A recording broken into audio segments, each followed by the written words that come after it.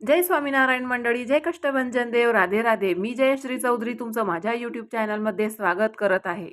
तर मनातील महाभारतातील आज एक असा योद्धा तुमच्या समोर घेऊन आलेली आहे की जो सर्वात सुंदर पुरुष होता आणि त्याच्यामुळेच शेवटी त्याचा मृत्यूही झाला. तर कोण होता तो सुंदर व्यक्ती? तर ते महान पात्र, तो महायोद्धा, तो पराक्रमी महायोद्धा नकुल होता. नकुल महाभारतातील 5 पांडवांपैकी एक.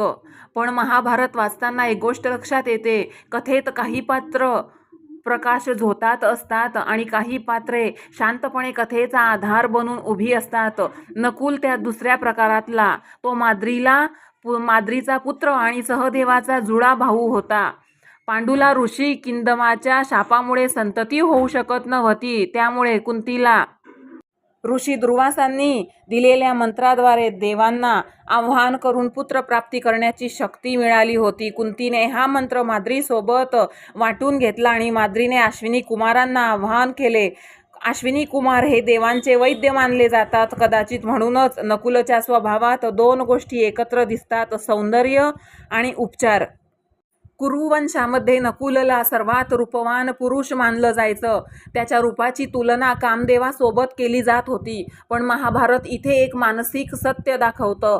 माणसाकडे एखादी देणगी जास्त असली की त्याची परीक्षा त्या देणगीतूनच सुरू होते. सौंदर्य ही देणगी असते, पण त्यातून निर्माण होणारा अभिमान ही माणसाच्या मनाची सावली असते. नकुल फक्त रूपवान नव्हता, तो तलवारबाजीत कुशल होता. घोड्यांच्या स्वभावाचं, त्याच्या शरीराचं आणि त्याच्या आजारांचं त्याला विलक्षण ज्ञान होतं. अश्विनी कुमारांचा पुत्र असल्यामुळे आयुर्वेदाची जाणही त्याच्यात असल्याचे उल्लेख आढळतात. तो एक महायोद्धा होता, पण त्याच वेळी उपचार करणारा स्वभावही त्याच्यामध्ये होता. युद्ध आणि उपचार दोन्ही प्रवृत्ती एकाच मनात एकत्र असू शकतात, हे नकुल आपल्याला दाखवतो. पांडूच्या मृत्यूनंतर माद्रीने सती जाण्याचा निर्णय घेतला आणि नकुल सहदेव लहान वयातच मातृवियोगाला सामोरे गेले. त्यानंतर कुंतीने त्यांना स्वतःच्या मुलांप्रमाणे वाढवलं. इथे महाभारत एक वेगळं नातं दाखवतं. रक्ताच्या नात्यापेक्षा स्वीकाराच्या नात्यांची ताकद जास्त असते. हस्तिनापुरात कृपाचार्य आणि द्रोणाचार्य यांच्या मार्गदर्शनाखाली नकुलने धर्म, प्रशासन, विज्ञान आणि युद्धकला शिकली. तलवारबाजी आणि घोडेस्वारीत तो विशेष प्रवीण झाला. पण त्याचं कौशल्य कधी गर्जनेत बदललं नाही. काही लोकांना आपली क्षमता सिद्ध करण्याची गरज भासत नाही. ते शांतपणे आपलं कर्तव्य करत राहतात. अज्ञातवासाचा काळ आला तेव्हा नकुलने आपलं रूप लपवलं. विराटाच्या राज्यात ग्रंथिक या नावाने तो घोड्यांच्या तबेल्यात काम करू लागला. ज्याचं सौंदर्य संपूर्ण कुरुवंशात प्रसिद्ध होतं, तोच माणूस धूळ अंगावर लावून साधा सेवक बनून राहिला. हे दृश्य महाभारत एक मानसिक धडा म्हणून ठेवतं. खरी ताकद तीच जी स्वतःला लपवू शकते. कुरुक्षेत्राच्या युद्धात नकुलनेही आपली तलवार चालवली. 18व्या दिवशी त्याने कर्णाच्या 3 पुत्रांना सुषेण, सत्यसेन आणि प्रसेन पराभूत करून ठार केलं. पण महाभारत त्याला अर्जुनासारखा नायक बनवत नाही, कारण प्रत्येक युद्धात काही लोक पुढे दिसतात आणि काही लोक शांतपणे कर्तव्य निभावतात.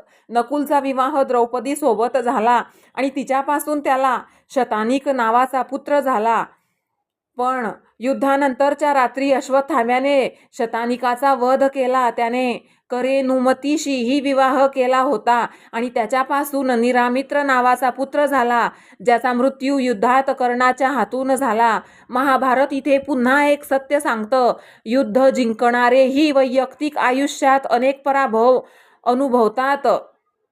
युद्धानंतर युधिष्ठिर राजा झाला आणि नकुलला उत्तर मद्राचा राजा बनवलं. सत्ता, मान, प्रतिष्ठा सगळं मिळालं. पण शेवटी पांडवांनी राज्य सोडलं. कृष्णाच्या जाण्यानंतर त्यांनी हिमालयाच्या दिशेने अंतिम प्रवास केला. त्या प्रवासात एकामागोमाग एक सर्वजण पडत गेले. द्रौपदीनंतर सहदेव पडला, त्यानंतर नकुल पडला. भीमाने युधिष्ठिराला विचारलं, इतका गुणी भाऊ का पडला? युधिष्ठिर म्हणाला, नकुलला आपल्या सौंदर्याचा अभिमान होता. त्याला वाटत होतं की रूपात त्याच्यासारखा कोणीही नाही. महाभारत इथे एक मार्मिक आणि मानसिक सत्य सांगतं मंडळी.